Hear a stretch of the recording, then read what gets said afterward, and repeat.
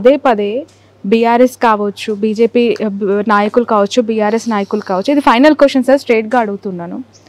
ఎందుకు రేవంత్ రెడ్డి గారు 5 ఏళ్ళు ఉండరు ముఖ్యమంత్రిగా, ఎండాకాలంలో దిగిపోతారు, వానాకాలంలో నెక్స్ట్ సీఎం రాబోతున్నారు అని అంటున్నారు. రేవంత్ రెడ్డి గారు మార్చిపోతుందా హైకమాండ్?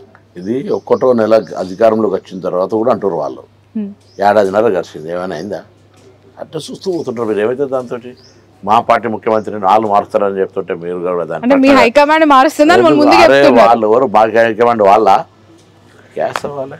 నమస్కారం, ధన్యవాదాలు. సవాలే లేదు, మార్పు అనేది జరగదు. అరే ఇప్పుడు నేను కాంగ్రెస్ పార్టీ ముఖ్యమంత్రి ఎందుకు మారుస్తారు అంటున్నా. టీఆర్ఎస్ వాళ్ళు చెప్పిరని మారుస్తారా, బీజేపీ వాళ్ళు చెప్పిరని మారుతారా? ఎందుకు మారుస్తారు? ప్రశ్న ఎందుకు ఉత్పన్నం అవుతుంది అంటున్నా. హైడ్రా వల్ల హైదరాబాద్ పై దెబ్బ పడింది, రియల్ ఎస్టేట్ కుప్ప కూలింది అని చాలా మంది మాట్లాడుతున్నారు. మీకు అలా అనిపించింది? ప్రపంచవ్యాప్తంగా రియల్ ఎస్టేట్ బలహీనంగా ఉంది. ప్రపంచవ్యాప్తంగా దేశంలో చాలా ఇబ్బందికరంగా ఉంది.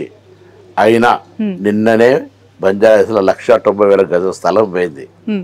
కాబట్టి హైదరాబాద్ రిజన్వేట్ అయి పుంజుకొని మళ్ళీ కొంత, అది హైడ్రా కారణమని మీరంటారు, ప్రభుత్వాలు మారిన తర్వాత కొంత వ్యాక్యూమ్ వస్తుంది అనేటువంటి వ్యాక్యూమ్ ఉంటుంది అనేటువంటి కొంత whatever it maybe, constructions are going on, real estates going on, the boom always not boom.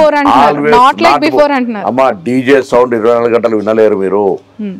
ఎప్పుడో ఒకసారి వాల్యూమ్ తగ్గించాల్సిందే, మళ్ళీ ఒకసారి వాల్యూమ్ పెరగాల్సిందే. దాన్నే భూమ్ అంటారు.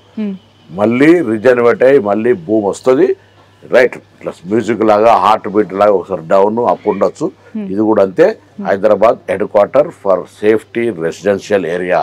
కాబట్టి తప్పకుండా మళ్ళీ మీ అందరూ ఈ హైదరాబాద్ను అప్రిషియేట్ చేసారో వస్తుంది. నమస్కారం, ధన్యవాదాలు. సార్ కేసీఆర్ ఏమన్నారు ఫైనల్ గా మొన్న కలిసినప్పుడు?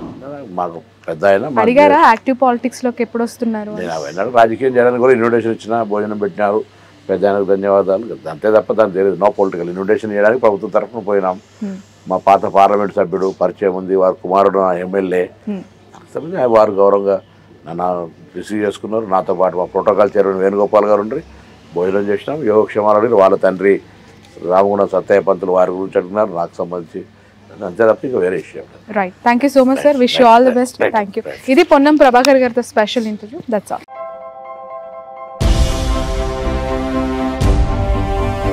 ఏంటి అలాగే నిలిచిపోయావు?